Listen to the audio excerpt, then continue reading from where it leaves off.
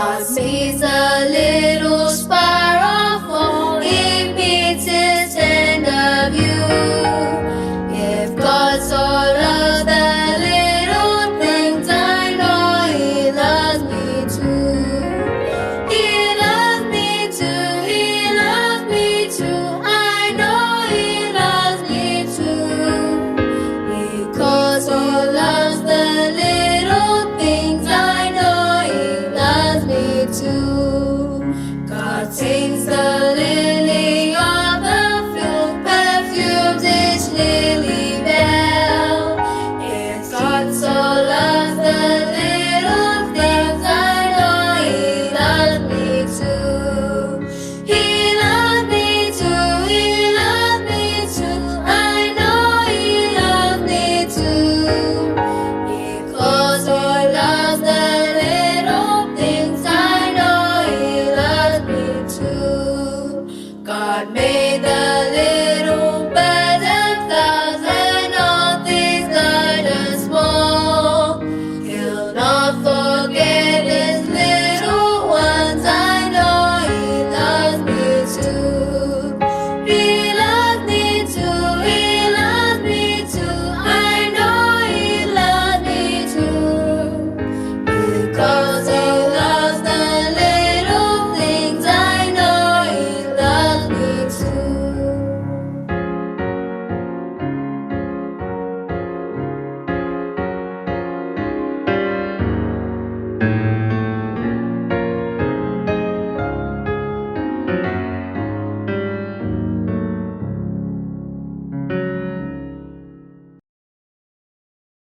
Hello, boys and girls. Welcome back to day number 4 of our Lockdown Bible School, LBS, as we look at the 28 fundamental beliefs. And we are on day number 4. And today I know you are excited because my son loves this song, the one that goes, Jesus is my best friend. Jesus is my best friend. No, I'm not alone. No, I'm not alone. Yes, indeed, you are not alone because Jesus is your best friend. Let me remind you once again, we are living in unprecedented times where COVID-19 has ravaged the world. So I promise you, keep safe. You are safe at home. If ever you decide to go out, don't forget to mask up, to wash your hands, to sanitize, keep that social distance, and above all, be as safe as you possibly can. Today we are on day number 4 and we are focusing on Jesus, our best friend. Jesus, our best friend. The fundamental belief is going to look at Jesus, who is our best friend. Our text of consideration is coming from the book of Matthew chapter 1, verse 21. Matthew chapter 1, verse 21. I will always encourage you, please write these verses down and these lessons because the sharpest memory cannot be sharper than any faintest pen. It says here, she will give birth to a son. You will name his name Jesus. Give him that name because he will save people from their sins. Wow. If ever there's something that the whole world is looking for, is a man who can save us from our sins. And there is none other than the man Jesus Christ. Yes, he is the Son of God as we know, and we find out that in the book of John chapter 1, verse 14, he is the Word that came in flesh, and there is none other than Jesus, our best friend. And he has come that he might save us away from our sin. On this particular Bible belief, on this fundamental belief, what is the treasure, what is the key thought that we must take home with? Now, remember that God became man through Jesus Christ. Through him, all things were created, and the character of God was revealed in the man Jesus Christ. The salvation of man was made possible because of Jesus Christ, and he is the one that is going to judge the world. Imagine if your friend is the judge, the jury, and everything that you so desire. But one thing that I like about Jesus, he came to save us from all our sins. What a friend we have in Jesus. Oh, I love that song as well. I think it should be number 100 in many hymn books. What a friend we have in Jesus, because he came to redeem us from our sins. You remember Jesus had already been promised in times past in the Old Testament that he was going to come. I like the promise that comes in the book of Isaiah, because he is told the Prince of Peace, friends, we are living in a world where peace has become priceless. But Jesus is the Prince of Peace, and he is coming to give us peace that surpasses all understanding. What a friend we have in Jesus. One of the things that Jesus is remembered for when he came on this planet Earth, you know what he did? He mingled with men. He won their confidence before he even bid them, come follow me. I remember at the wedding of Cana, when they were clueless of what they could do, Jesus turned the water into wine. Jesus, when you have him in your life, he will turn the bitter situations of your life to become sweet. That's the Jesus that I worship. That's the friend that I would love. What a friend we do have in Jesus, and I hope you do have Jesus as your friend, and indeed he's a friend indeed. A friend that sticketh closer than a brother is the man Jesus Christ. Well, friends, one other interesting thing about Jesus is Jesus left all glory and honor in heaven just to come and experience the life that we experience, so that we could attain that which he had been prepared for by our Lord and Savior. I mean, what a friend, what a friend. Imagine he is willing to be more like you. This is the friend that we desire in our life, a friend that sticketh closer than a brother, a friend who would lay down his life that you would inherit the things that he had. This is the friend that we have in Jesus Christ. And friends, I want to tell you, I wish I had a friend like him. I wish Jesus was here in times like this, so that I could talk to him and listen to him, and he would wish the best things in my life. But you can only do this when Jesus is your friend. So I want to encourage you, boys and girls, have a relationship with Jesus. Spend time alone to talk to him in prayer, and study the Bible to learn more about what Jesus would desire that would have in our lives. Well, friend, I would want to be your friend, but the best friend we can ever have is Jesus Christ, because Christ came to die for our sins, that you and I might enjoy the life that he had prepared for us. And guess what? He even left us with a promise that when he was going, he would not leave us alone. He left us the Holy Spirit. But not only did he leave the Holy Spirit, he gave us the promise that where he is going to prepare a place for you and me, so that when he comes back, you and I might be with him for eternity in a place where he prepared mansions. Oh, friend, I have seen beautiful places. I've watched on TV Dubai. I've watched the United States. But I want to promise you that Christ has prepared a place for you and I, where no eye has seen, no ear has heard, no mind has comprehended what the Lord, what Jesus, your best friend, has prepared for you. And listen to this. He is coming to take you, that you and I might be where he will be. And what a friend we have in Jesus. And what is left for you is to make sure that you have a saving relationship with Jesus. May your life never be the same again because of your friend Jesus Christ. May God bless you as you continue to study the Word of God. While tomorrow we'll meet again to listen to yet another beautiful fundamental belief as we talk about the Holy Spirit. May God bless you and may God be with you. Remember, Jesus is the best friend that you can ever have. Jesus is my best friend, and I know he's your best friend too. God bless you.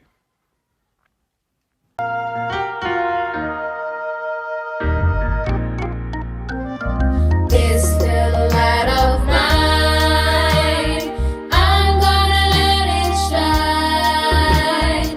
This little light of mine, I'm gonna let it shine. This little light of mine, I'm gonna let it shine.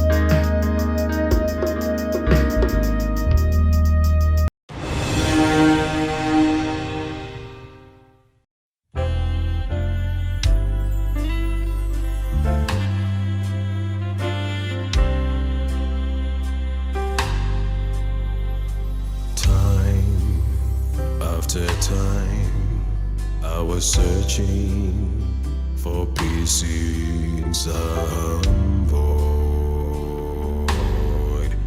I was trying to blame on my ears. In this world I was in.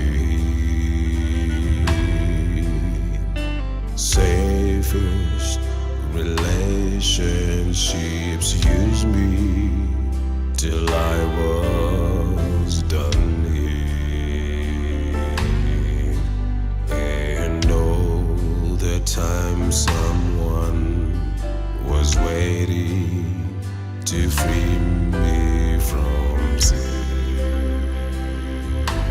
He was there all the time.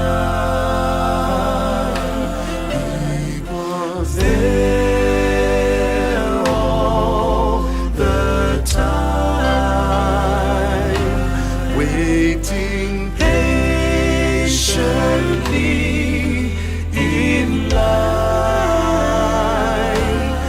He was there all the time.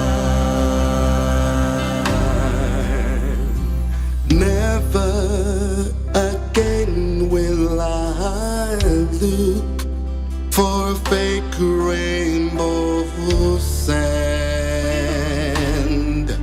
Now that I know the answer for my life is just starting to mend, and living each new day with Him is a breath of fresh life. And oh, what I missed, He was there patiently waiting in line. He was there all the time. He was there all the time, waiting patiently in line. He was there.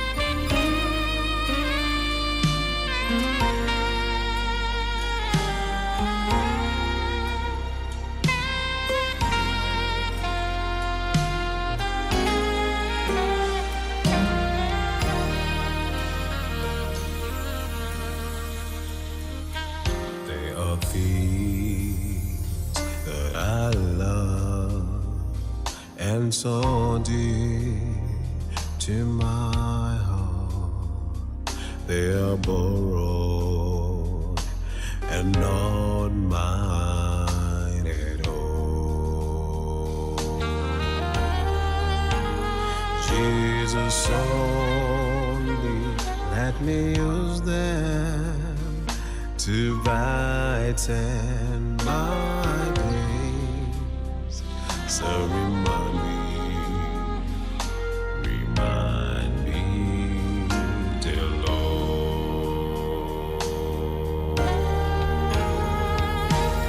Roll back the curtain of memory now and then. Show me where you brought me from and where I could have been. Remember, I'm human and human forgets. So remind me to know.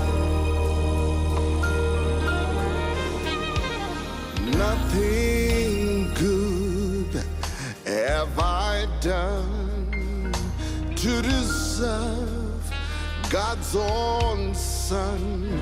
I am not worthy of the scars in His hands. Yet He bore the cross to Calvary, yes, to die in my place. Why He loves me, I can never understand. Roll back the curtain of memory now and then. Show me where you brought me from and where I could have been. Oh, remember, I'm human and human forgets. So remind me,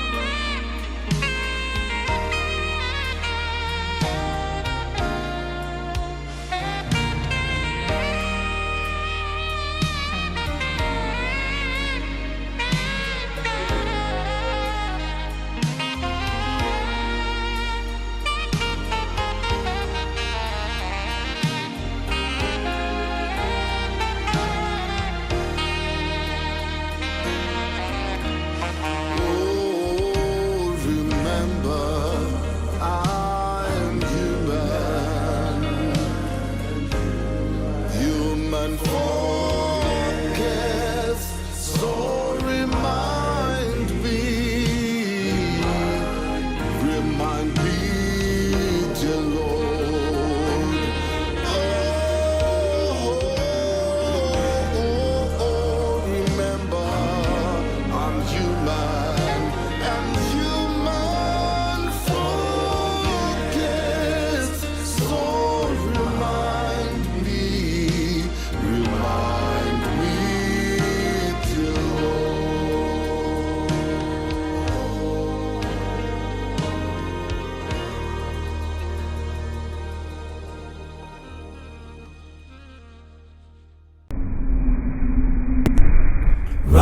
Vachene vachapfekedzwa nguo chena kunyikayo, vokumbana na mpora nesi zvekusazo patsanazve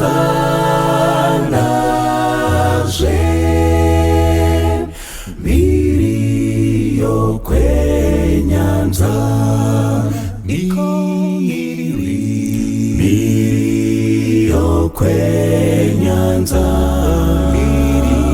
miri yokwenyanza miri yokwenyanza tichazokumbana tichazokumbana tichazokumbana tichazokumbana miri yokwenyanza handingatyi matambudzo nekuti anozopera hondo nzara nekushaya tichazoti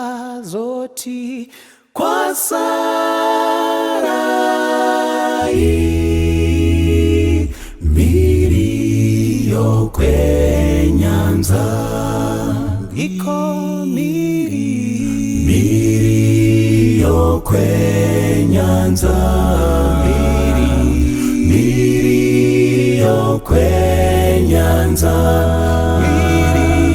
miri yokwenyanza tichazokumbana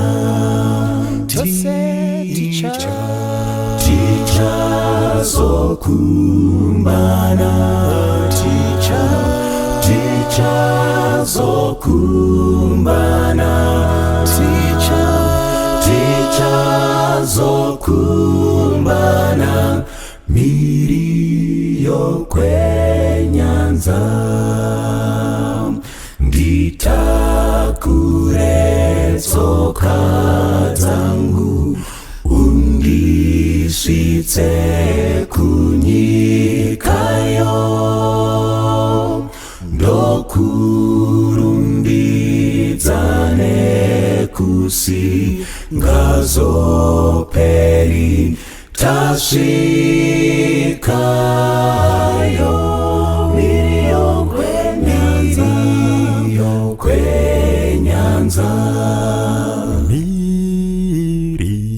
miri yokwenyanza miri yokwenyanza miri yokwenyanza tichazokumbana isu tichazokumbana tichazokumbana tichazokumbana miri yokwenyanza tichazokumbana tichazokumbana tichazokumbana miri yokwenyanza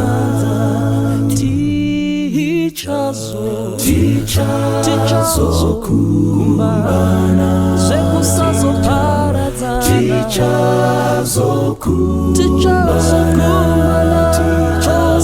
tichazokumbana miri yokwenyanza iwe nenine uyo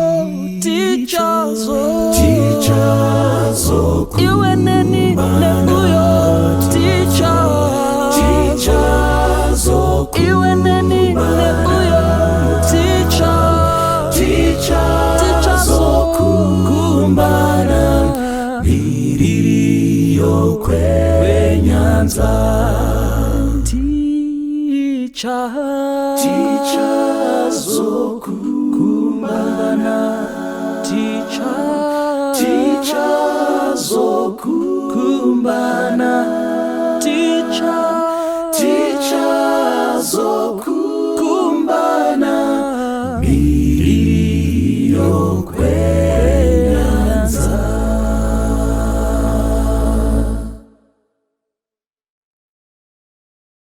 Vaunza kuna Jesu zvipo zvavo zvese,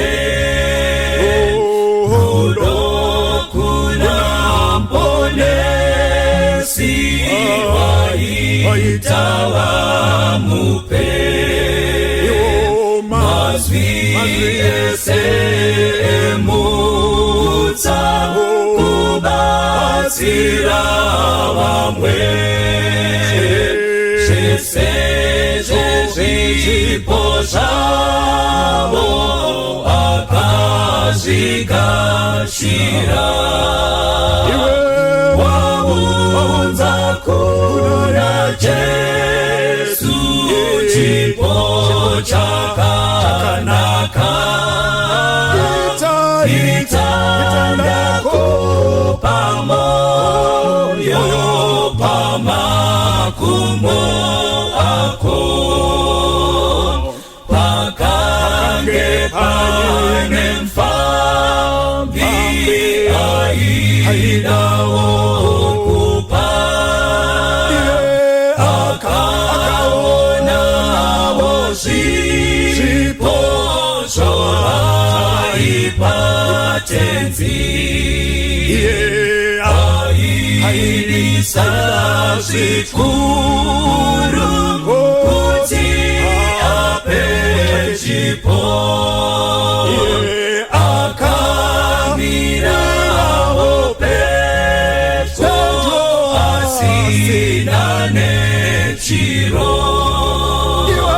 Waunza kuna Jesu chipo chakanaka, itandako pamoyo pamakumbo ako, achema atitezi ndimi mulemutsa, tora zvese ndinazvo nemoyo wechivi, Jesu akapindura chikuru chipo chako, kupinda zvimwe zvese zvaunza kuneni. Waunza kuna Jesu chipo chakanaka, itandako pamoyo pamakumbo ako, waunza kuna Jesu chipo chakanaka, itandako pamoyo pamakumbo ako, itandako pamoyo pamakumbo ako, itandako pamoyo pamakumbo ako.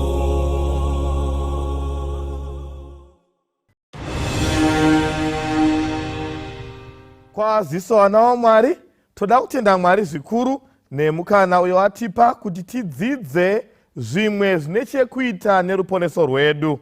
Ndoremekedza zvakanyanya nguva dzakaita sedzino, nekuti Mwari anoshandisa ivhangeri kutibvisawo kumiteyo yaSatani achitisa kuupenyu husingaperi. mwoyo yedu inoshandurwa pakuzarurwa kweshoko raMwari. Bhaibheri rese mukadzidza, panovhurwa shoko raMwari, Mwari anoshandura mwoyo. Ndo zvakaita Firipo achitaurawo nemuranda wekandasi. Paitoverengwa Isaya Bhaibheri shoko raMwari. Yanga itori sevhisi, mukupera kwayo chimiro chake chakashandurwa. Mwari ndiye anoziva zvatinofanira kuve. Ngatimupei mukana wekutiisira pachena shoko rake tigofanana naye. Musoro wenyaya vana vaMwari unoti, the mind of Christ. The mind of Christ. Moyo wa Kristu. Moyo wa Kristu. Vhuraiwo mabhaibheri enyu neni kuna Philippians 2 verse 5. Filipo 2 verse 5. VaFilipi 2 verse 5 ndakuverenga makateerera. Ivai nemoyo uyo wakanga uri muna Kristuwo. Ivai nemoyo uyo wakanga uri muna Kristu Jesuwo. Philippians chapter 2 verse 5. Ivai nemoyo uyo wakanga uri muna Kristu Jesuwo. Ndi Paulo ari kunyora. Zikanzi ivai nemoyo wanga uri muna Kristu Jesu. Ko Paulo asundwa nei kutirangaridza kuti tive nemoyo wanga uri muna Kristu Jesu. Chii chakusunda Paulo kuti utiburitsire pachena nhau yaFilipo 2 verse 5? Inguva dzipi dzinoda kuinvokwa Philippians 2 verse 5? Aritoona vana baba vanorova madzimai munyika yanhasi. Madzimai kupesira uipi uri kuwanda. Vana baba vachidhinda mudzimai, ko ndiye vanhu vavakati unoda. Ukamitira mhiko pamuchato, achitsindwa mudzimai kusvikira chiso chakanaka chazvimba chazara mavanga. Filipo obva ati, hai ana baba, dai maita moyo wanga uri muna Kristu Jesu. Ari kutarisa achiona upombwe hwazara munyika. We are now in our literal Shittim. Tatopa Shittim on the borders of Canaan. Pari kuitwa upombwe unoshamisa.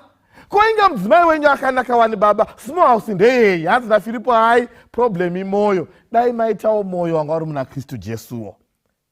Tarisai muone kuvhaira kwakuita vanhu. Vanhu vanovhaira so. Usina mari uri muKristu, tenga Honda Fit one. Kana vanhu havachamhoreswe, veukama havachazikanwe, vanhu vakuvhairana nekudada. Paulo vati, pakudawo Filipo 2 verse 5. Dai maita moyo wanga uri muna Kristu imi mai. Ivai nemoyo, let me have the mind that was in Christ Jesus. Asi baba amunyari hereni. Zvamakuto amuchabvi mumadhirezi muri kufarira madzimai, asi mudzimai munaye wani. Every day makupoteredzwa nemadzimai kudarika. Business mando iri rinongoda madzimai chete. Haisi nguva here baba yakuti muvhure Filipo 2 verse 5. Ivai nemoyo wanga uri muna Kristu Jesu. Koma imi amubvi makuwa nyaya ndedzevamwe door to door every day inga mune degree 1 zvekuita pamba hazvipere 1. Ko chii chakusundai kuita makuwa? Hanzi naPaulo, dai mamboitawo moyo wanga uri muna Kristu Jesu. Kuna vanhu vaakuzvikudza, pride. Anozvida, anozvikudza, ndiye ega akanaka kudarika vamwe vese. Ende kana hwanyaya dzeutsvene anotoona iye ari mutsvene kudarika vamwe. Mukaverenga Isaiah 65 verse 5 inoti behavior iyoyo inokashidza Mwari. Isaiah 65 verse 5 inoti behavior yakadaro hutsi mumhuno dzaMwari. Dai mavawo nemoyo wanga uri muna Kristu Jesu. Haisi here nguva yekuti tive nemoyo wanga uri muna kuvengana mukati mechechi. Anotokuvenga ndiari pedyo newe. Vanhu vanowengana. Vana Mwari mukadzidza Bhaibheri zvakanaka. Mukadzidza Bhaibheri zvakanaka. Kuna 1 John chapter 3 verse 15. 1 John 3 verse 15. Bhaibheri rinoti mumwe nomumwe unovenga hama yake muurayi. Usatombofunge kuti zvinodadisa kuvenga. I don't like him. I just don't like how she talks. I just don't like what. Kutovenga kuuraya maso aMwari. Ndo pari kunzi naPauro, dai machiitawo moyo waKristu Jesu. Because zvivi zvanyanya. Vanhu vari kupondana nekuraya vepedyo. Mumoyo ndo mune dambudziko. Mashoko ako hana problem. Asi moyo wako dai waitawo moyo wanga uri muna Kristu Jesu. Indofunga kuti Pauro hana urasikai. Paari kuti solution mumatambudziko esaya. Kuchechi munoenda mavhesi munovhura, asi moyo. Ende moyo unonetsa uoneki. Pauro hana kurasika. Because pamoyo pane nyaya. Pauro anoitirwa heme. Proverbs 23 verse 1. Solomon anobva ati, guard your heart with all due diligence. Guard your heart with all diligence, for out of it are the issues of life. Pamoyo ndo pane nyaya, ukavhiringa nyaya yemoyo wavhiringa nyaya yese. Ndosaka David ana uchenjerana bvati, oh dear Father, create within me a new heart. Nekuti kana moyo wanaka, zvese zvanaka. Ivai nemoyo wanga uri muna Kristu Jesu. Even pamunembo mkaenda kuna Revelation, kunonzi the mark of the beast and the seal of God will be on the forehead. Forehead chi is the mind, symbolic of the mind. Zviri mumoyo ndo zvinokosha pfungwa, the mind of Christ, the seal of the living God, the mark of the beast, zviri pamoyo pafungwa. Zvakakosha, ndosaka Pauro akuti hai musapedze nguva. Matambudziko ese aya dai maita moyo wanga uri muna Kristu Jesu. Ko nhai Pauro chimbotiudza moyo yedu yaipei. What is wrong with our hearts? Sei matambudziko ari kuwanda? Sei tiwana tiri kuchema? Rape cases ari kukwira. Mbavha dziri kuwanda, vanopazamisha vanorovana. Vamwe vanotobirwa at gunpoint. Ari kuti upenyu hwako hauna kukosha kudarika mari yawinayo. Give me your money or else I'll kill you. Because say that. Where is the problem? Paulo, please tell us. Jeremiah chapter 17 verse 9 inzwai wana umari. Zvikanzi moyo unonyengera kupfuura zvinhu zvose. Wakaora chose. Ndiani ungauziva? Wakaora chose moyo unonyengera. You may look holy, you may act holy. Asi pamoyo ndo pane nyaya. Ivai nemoyo wanga uri muna Kristu Jesu. Wakaora chose rechirungu rinoti is desperately wicked. Moyo unotsvaka zvakaipa, uchitsvagisisa zvakaipa. It is desperately wicked, who may know it. Also pamberi pacho, I the Lord search the heart. Asi Pauro, moyo wacho waJesu ndeupi dai wapedza nyaya yako Pauro. Hey, vaine moyo wanga uri muna Jesu hatirambi, but pedza nyaya yako Pauro. Moyo upi wanga uri muna Jesu? Because the problem ndeyekuti vamwe vanofunga kuti moyo waJesu kutoita zvavari kuita iko zvino. Makanganwa here pai mudzimai abatwa achipomba. Vakamenisa kuna Jesu ainzi Mary Magdalene. Vamisa kuna Jesu, Bhaibheri rinoti vanga vaine matombo. Dai Mwari matendera tambotema mukadzi uyu zvakasimba. Vaitobhilivha kuti kuitira Jesu kutema mutadzi nematombo. It is the mind of Christ to hate the sinner until they die. Vaitofunga kuti moyo waJesu, Pauro buda pachena, moyo waJesu ndeupi? Zvizhinji zviri kuitwa nemakristu nhasi vachiti vari kuitira Mwari. Moyo waJesu wacho ndeupi? What is the mind of Christ? They glory in their actions. They walk tall and become proud because vari kuti tatoitira Mwari utsinye hwataita ihwo toitira Mwari. Moyo waJesu ndeupi? Pauro tiudze. Inzwai rimwe boka rinoshamisa pana John chapter 16 verse 2 inzwai zvikanzi vachakuburitsai mumasinagoge. Asi nguva inosvika mumwe nomumwe wakakuurayai uchati unobatira Mwari basa. Vachitouraya maKristu vachiti tinobatira Mwari basa. Aizviziva Pauro, nyaya anoiziva Pauro. Because anga atori kuSanhedrin. Vachitema Stephen nematombo vaitoti vari kugona. The more they would work so hard thinking that they are doing it for God. But is God really in approval? Moyo waMwari ndeupi? Tikaziya moyo waMwari, tinoita zvakanaka zvinofadza Mwari. Ndo zviri pana Johani chapter 17 verse 3 inzwai munzwe. John akutaura zvikanzi upenyu husingaperi ndihwo kuti vakuzivei imi Mwari uri woga wazokwadi naJesu Kristu wamakatuma. And the life eternal is to know Jesus Christ. Otherwise uchashanda nesimba uchifunga kuti uri kugona. Mabhaibheri anorema, Bhaibheri rinorema muhapwa, musoro uri pasaidi nestepi ichichinja kufamba nekastepi keutsvene. Uri kufambirei? Uri kuti ndo zvinofadza Mwari, kuedza kufadza Mwari. But we need to know the mind of Christ. Tikaziya moyo waMwari, tinoita zvinofadza Mwari pachokwadi. Maonero anosiyana Pauro. Moyo waMwari ndeupi? Buda pachena. Even Jesu anoona nyaya yechikosha. Ndosaka pai vafamba vasvika paCaesarea Philippi. Jesu anobva aitanga ari ega. Zvikanzi asi vanhu vanomboti ndinani? Who do people see me as? Moyo waKristu tinoda, tese tinoda moyo waKristu. Asi moyo waKristu wacho ndeupi? How do we see Christ? Tinomuona Mwari wacho akaita sei? Jesu aiziva kuti pane nyaya ipapo. Zvikanzi who do men say I am? Tato pana Matthew chapter 16 verse 13 kusvika 20. Inzwai munzwe zvinotaura Bhaibheri. Jesu akati asvika kumativi enyika eKesaria Firipo, akabvunza vadzidzi vake akati, ko vanhu vanomboti mwanakomana womunhu ndianiko? Chinzvimbo chaunopa Jesu chinodhitemaina kukosha kwezvinhu zvake. Vanhu vanomboti ndinaniko? Ndinovaona everyday kuSea of Galilee. Vanotoya vachiparidza vachiti amen. Mavhesi vakutoziva asi ndini ani. Because if they fail to correctly identify God, everything else becomes null and void. Vakasabata chimiro chaJesu chaicho, zvese zvaparara. Mavhesi vari kuziva, kuimba nziyo vari kuimba, asi Jesu wacho ndiani. The correct identity of the mind of Christ. Handirambi Peter, handirambi vana Andrew, paMount of Olives vanga varipo kuchecha Harovi, vanonzwa mavhesi vanoita zvese, but who do men say I am? Chaunga ndachiona, asi vanoti Jesu ndiani, because shoko rikaparidzwa, Jesu asina chinzvimbo chikuru muupenyu hwavo ariraramike.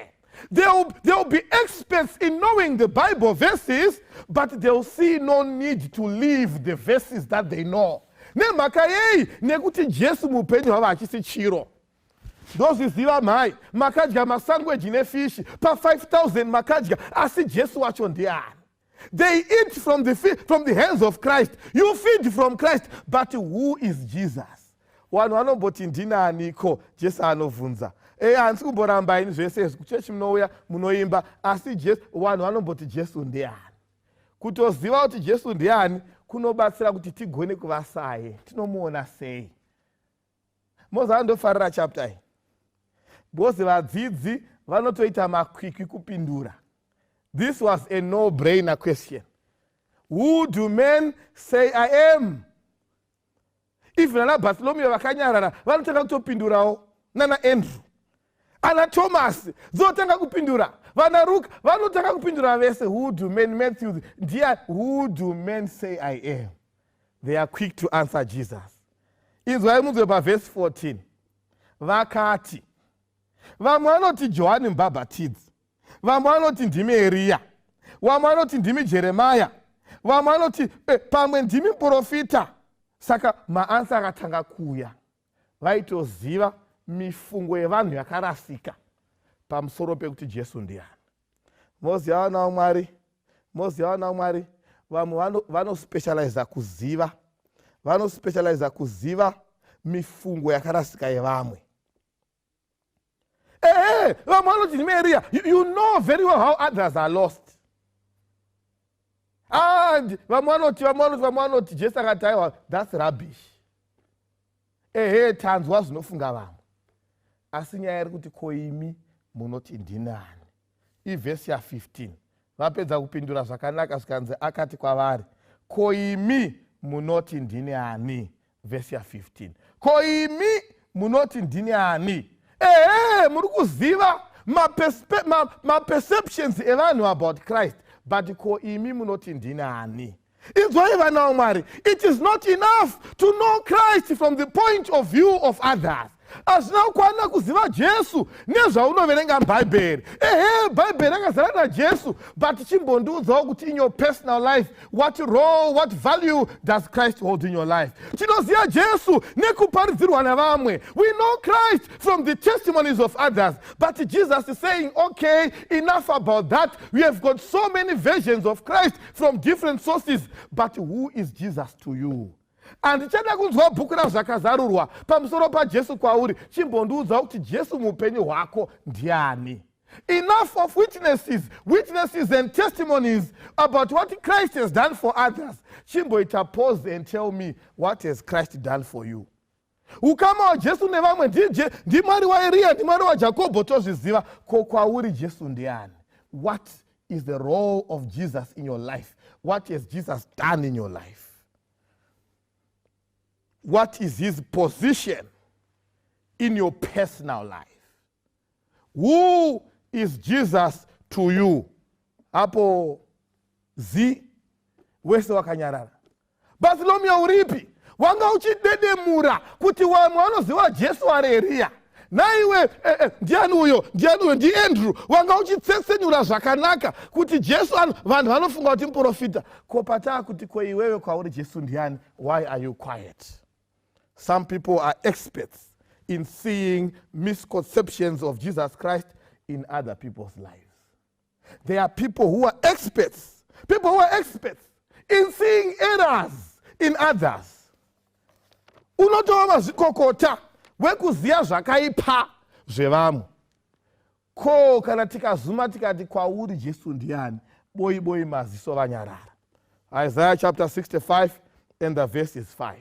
Vanoti, mira woga usaswedera kwandiri nokuti ndiri mutsvene kupfuura iwe. Anozvitarisa iye, otarisa mararamiro evamwe, ona kuti ava vatadzi, uyu mutadzi futi akagara mudivine service, vhangeri chirohwa, iye anenge achimezha zviyo zvevanhu. Asi dumbu raJekonia iro mukati richiri dumbu resadza, ari kuimbisa akasi dumbu tasai dumbiro. Zvinenge zvaipa.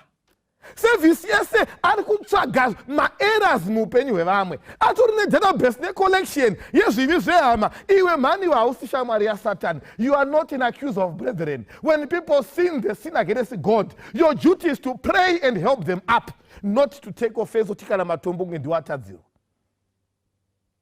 Zvikanzi vanotimira woga usaswedera kwandiri nokuti ndiri mutsvene kupfuura iwe. Usaswedera pedyo neni, ini ndiri mutsvene kudarika iwe. Dzimwe nguva ukatoda kuenda mberi kuti sei wadaro, unopuwa marizina nemusoro kuti sei ndiri mutsvene. Is that the mind of Christ? Ndo pfungwa yaJesu here. Izoi pamberi pacho panapa zvikanzi ava hutsi mumhino dzangu, moto unopfuta zuva rese. Handina basa unopfeka dhuku nedhirezi rakareba. Handina basa unopa zvegumi nezvipo zvakakwana. Handina basa unoshanyira majeri unoita zvakanaka. Asi kana uine pfungwa yekuzviona ngori mutsvene kudarika vamwe, hanzi naMwari moto unopfuta nguva dzese. Is that the mind of Christ? Is that the mind of Christ? Uri kuita basa rekuona tutsinga turi maziso evamwe. Wadiwa mbonawo zitsanga riri muziso mako. Experts in seeing errors of others. Asi ivo havaoni zvakaipa zvavanoita. Asi Pauro anozevezera futi kwamuri pa2 vhesi ya12 yavaFilipo. Zvikanzi naizvozvo vadikanwa vangu, imi vadikanwa vangu mukuteerera, sezvamakateerera nguva dzose ndisati ndiripo bedzi. Asi zvikuru zvino kana ndisisipo, shandirai kuponeswa kwenyu nekutya nekudedera. Work out your own salvation. God is sick and tired of people who are experts in knowing the errors of others and they are blind to their own errors. Anoziya panoda kubatsirwa vamwe asi haone pakewo paanofanira kubatsirwa. Chizobva ati mandiudza zvinotaura vamwe, asi ko imi munoti ndinani? Who do men say that I am? Matthew chapter 16 verse 15. Akati kwavari, ko imi munoti ndinani? Verse 16. Ipapo Simon Petro akapindura akati, ndimi Kristu mwanakomana waMwari mupenyu. Simon ari 1 in a class of 12, 1 ndiye akagona. Asi pazviyu zvevanhu vaikwikwidza kutaura. Anoti ndiwe, akarasika pakati, vamwe vakarasika vakadai, vamwe vakarasika vakadai. Ko iwewe uroti chii? NdiSimon Peter akataura ari 1. Well done Simon Peter. Asi mukazodzikana yacho haasiri anofanira kurumbidzwa. Because answer yacho aisatoizivawo futi. Inzwai pamberi pacho, ndatopa verse 17. Jesu akapindura akati kwaari, wakaropafadzwa iwe Simon Bar-Jona, nokuti nyama neropa hazvina kukuzivisa izvozvo, asi Baba vangu vari kudenga. Flesh and blood has not revealed this to you. Nyama neropa hazvina kukuzivisa izvozvo. The correct identity of Christ does not come from mortals. The correct identity of Christ does not come from our perceptions and our view of life experiences. The correct perception of Christ comes from Christ himself. Kuti uzive chimiro chaJesu nepfungwa yaJesu, zvinotoda Jesu mbune. Inzwai iwe sisi Dorika zvandikutaura ikozvi. You can never know Christ until Christ reveals himself to you. Mukoma Timoteo, doreva imi. You can never know Christ as long as you look to your fellow man. As long as you look to your fellow man, kuti uziye zvavari, haufi wakaziva Kristu. Haufi wakaziva Kristu as long as your eyes are still fixed on things below. Yasvika nguva nawo Mwari titarise kudenga tizive Jesu. God is sick and tired of people who know Bible verses but they don't know the Jesus behind the Bible. God is sick and tired nevakomana vanotsanangura chikara ugona runyanga kusvika rwatokutunga asi Jesu wacho usina kukama naye. Who do you say I am? Chigaro cha Jesu muupenyu hwako chakasimba sei? Kune mashoko matatu anowanzoshandiswa achipesaniswa. Shoko rekutanga nderekuti illumination. Shoko rechipiri nderekuti inspiration. Rechitatu nderekuti revelation. Mukaona mashoko aya anoita seanodyidzana. Illumination kuzarurirwa. Inspiration kuzarurirwa futi. A revelation kuzarurirwa futi anoita seakafanana. Asi izwi rekuti revelation, apocalypsis, rinoshandiswa pana Kristu. Matthew chapter 16, flesh and blood has not revealed this to you. Revelation is the revelation of Christ. Zimenguwa mavesi anogona kungojeka illumination. Zimenguwa unoona topiwa zioniso zvemweya inspiration. Waprofita waitu inspire wao. Asi pa revelation anawo Mwari ndi Jesu ari kuzarurwa. Apocalypsis. Jesu ari kuzarurwa. Inzwa unzwe Revelation chapter 1 verse 1. Zvakazarurwa chapter 1 verse 1 Apocalypsis. Unzwe Revelation Apocalypsis. Verse 1. Zvakazarurwa zvaJesu Kristu. Zvaakapiwa naMwari kuti aradze varanda vake zvakazarurwa zvaJesu Kristu. English version, the revelation of Jesus Christ. Who is being revealed? Who is revealing? Ukateerera vhesi iri zvakazarurwa zvaJesu Kristu zvoita sokunge Jesu ndiye ari kuzarura. Zvakazarurwa zvaJesu Kristu zvoita kunge Jesu ndiye ari kuzarurwa. It is ambiguous. It seems to mean two things. Zvakazarurwa zvaJesu. Ndi Jesu here ari kuzarura kana kuti ndi Jesu ari kuzarurwa. Wana Mwari nzwai. Apocalypsis, revelation. It is Christ who reveals. It is Christ who is also being revealed. In the words of Dr. Gini, he is both the object and the subject of the revelation. Kana yanya apocalypsis, ndi Kristu ari kuzarurwa, ndiye Kristu futi ari kuzvizarura. He is the center of the Bible.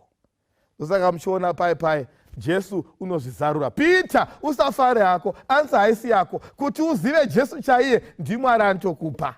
Usadada uchida kuziva Jesu iko zvino, because our faith at best is weak.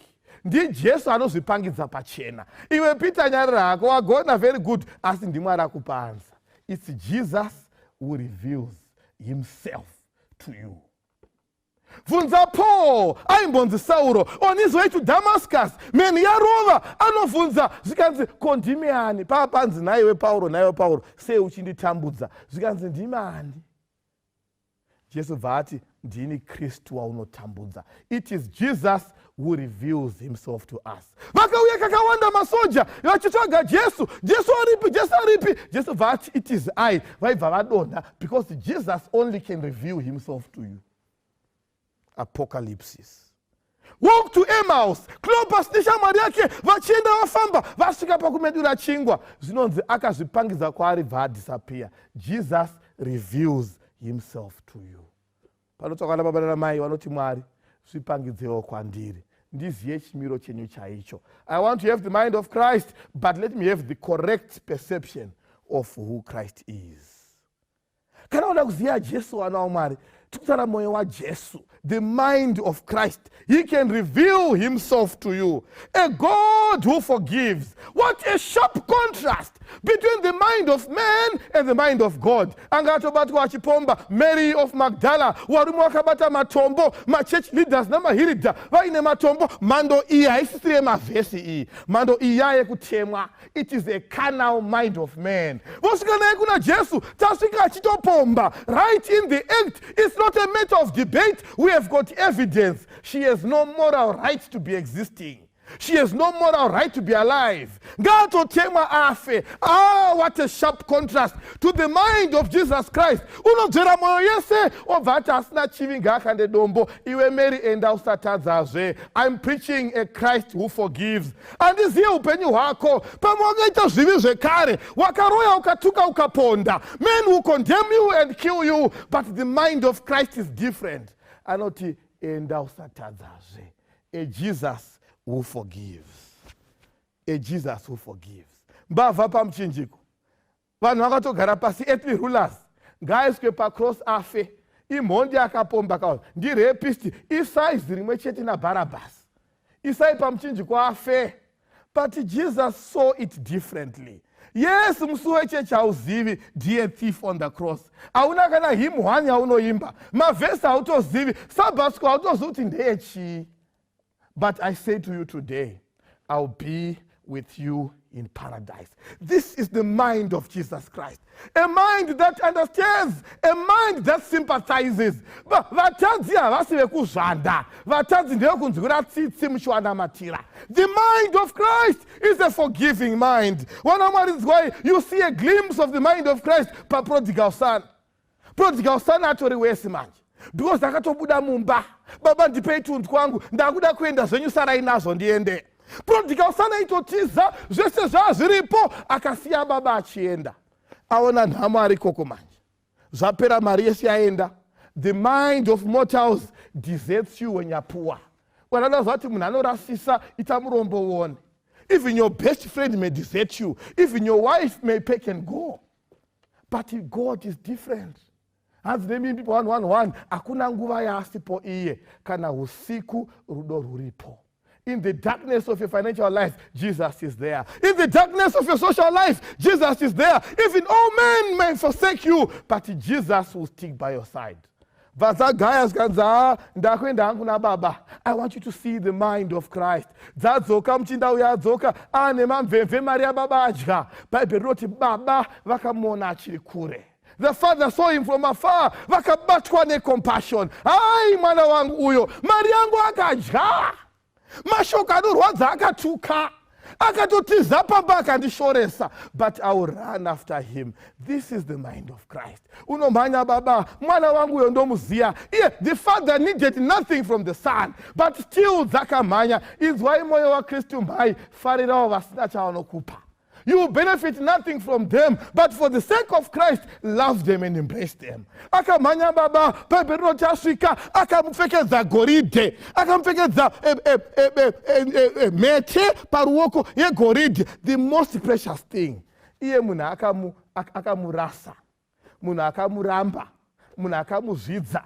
Kakomana kakazvidza baba, kakatiza kubva musha wababa, kakatiza kakomana aka. But even though atiza, akaiswa goridhe.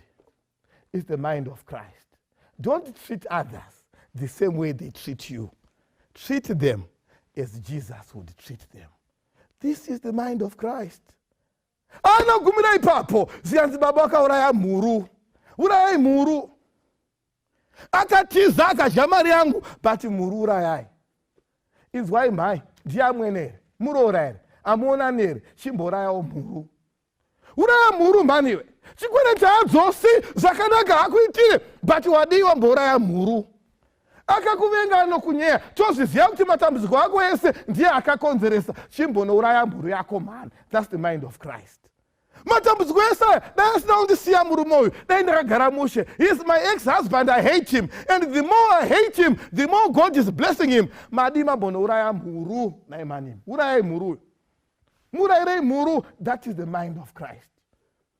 What a sharp contrast to a brother's mind. Ukafokasa pana Erida Church, ukafokasa pana muprofita mufundisi, unoona kurasika.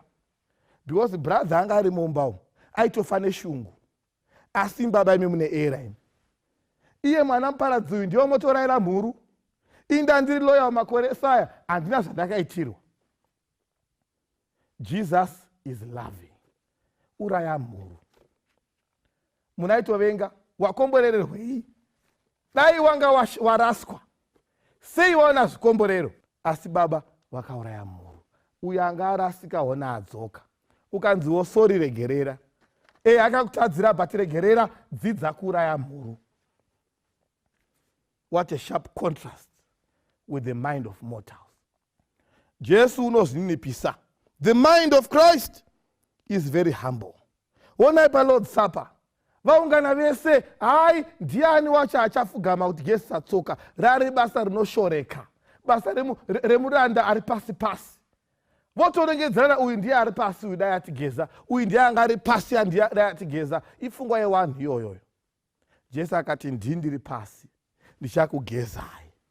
Ivai nemwoyo wanga uri muna Kristu Jesu. Filipo chapter 2 zvikanzi musaita chinhu nenharo, asi umwe neumwe ngati mwoyo make wamwe wakanaka kundidarika. Ndi 2 verse ya 3 yavaFilipi ndakuverenga. Musingaite chinhu nenharo kana nokuzvikudza, asi mumwe nomumwe ngati mwoyo unozvininipisa wamwe wanomupfuura iye pakunaka. The mind of Christ is selfless. Usazoone iwe wakanaka kudarika vese. Unongochingobatsira, nda kubatsirai sisi, nda kubatsirai baba, kana pari padiscussion nda kutaura mukuvharira. Ko ndiwega unongovharira chete? Vamwe savavharirewo. Ndiwe unongobatsira, hakuna anombokubatsirawo.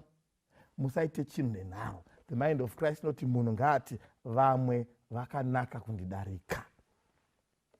Mukuru ndeuyo unozviita mudiki. Jesu akavageza tsoka dzavo. What a sharp contrast with the mind of Satan. Isaiah chapter 14, Bible rinoti Satan akati ndichasimudzira chigaro changu kuisa kumusoro-soro. Ndini ndichaisa chigaro kumusoro. Ndini ndaenda kumusoro-soro. Ndichava pamusoro penyeredzi dzese dzekudenga. Asi Jesu anozvininipisa. Hymn number 111, Christ in song. Sikanzi hakuna umwe mukuru zveba, hakuna kana neumwe, asi iye anozviita muduku. Ndo mind of Jesus Christ. The mind of Jesus Christ, wana umari, inozvininipisa, ine rudo. Zvese ungaite, mavhesi ungaimbe, asi kana uchivenga kwako, sebrother uyo aitovenga munun'una wake chaiye buda nebudewo, kuti sei aurayirwa mhuru. It is the mind of Satan. It is the mind, it's a carnal mind. But the carnal mind is enmity with God. Panotsvakwa nababa namai vanoti tibatsirei Mwari, tive nemwoyo waJesu. Tavhurirwa naPauro pana Filipo 2 verse ya 5. Regai Pauro ativharire futi. VaFilipi 2 verse ndiya 5. Teererai vanamai, teererai vanababa, teererai vakomana. Haisiro nguva here yekuti timboteerera mashoko aPauro pana Filipo 2 verse ndiya 5. Inoti ivai nemwoyo uyo wakanga uri muna Kristu Jesuwo. Ivai nemwoyo uyo wanga uri muna Kristu Jesuwo. Mwari ndibatsirei ndive nemwoyo wanga uri muna Kristu Jesuwo. Ndikava nemwoyo wanga uri muna Kristu Jesuwo, ndo kuti ndiponeseke. Aisatamba baJesu pana Matthew paakati, blessed are the pure in heart, for they shall see God.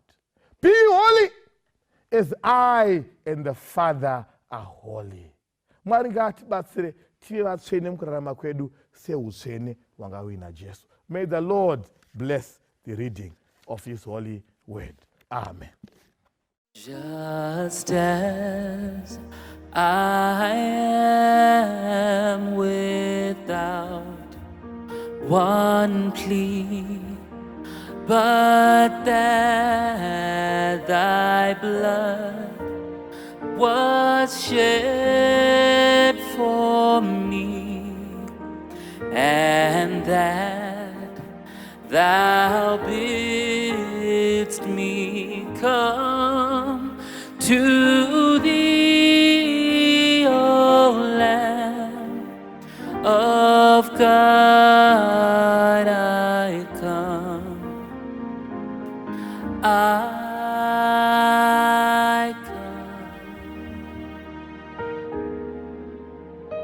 Just as I am without one plea, but thy blood was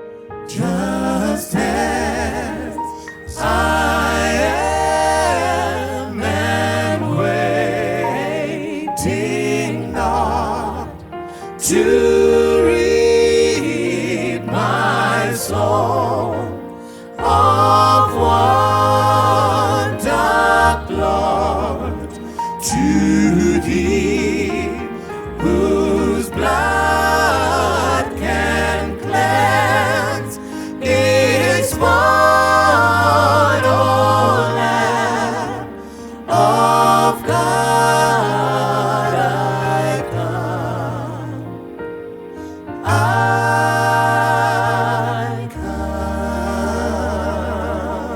come, just as I am, though tossed about with many that conflict, many that doubt, fatigues within and fears without, O Lamb of God, I come,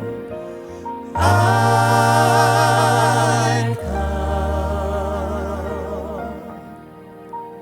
just as I am poor, shed blind, sight reaches him, laying off the mind. Yes, all I need in thee to find, O Lamb of God, I come, I come, just as I am, thou wilt receive, wilt welcome, pardon, cleanse, relieve, because thy promise I believe, O Lamb of God, I come, I come, just as I am, thy love I own has broken every barrier down, now to be thine and thine alone, O Lamb of God, I come, I come.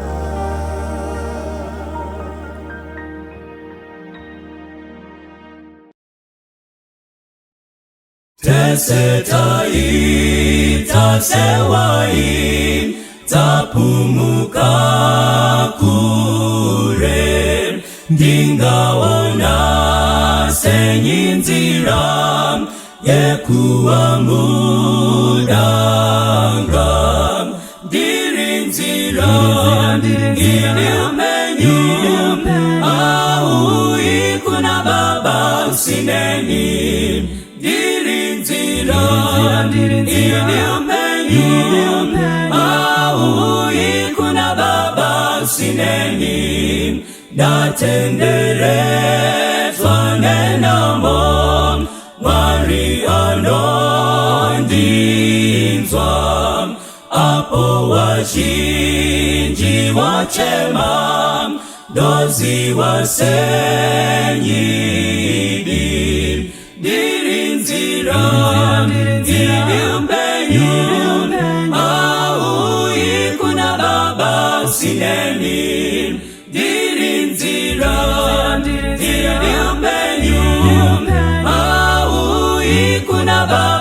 usineni kuna Kristu nzira nedi andi chapumuki ondi isa kuna baba kumushawe mbiri ndiri nzira ndiri upenyu au ikuna baba sineni ndiri nzira ndiri upenyu au ikuna baba sineni ndiri nzira ndiri upenyu au ikuna baba sineni.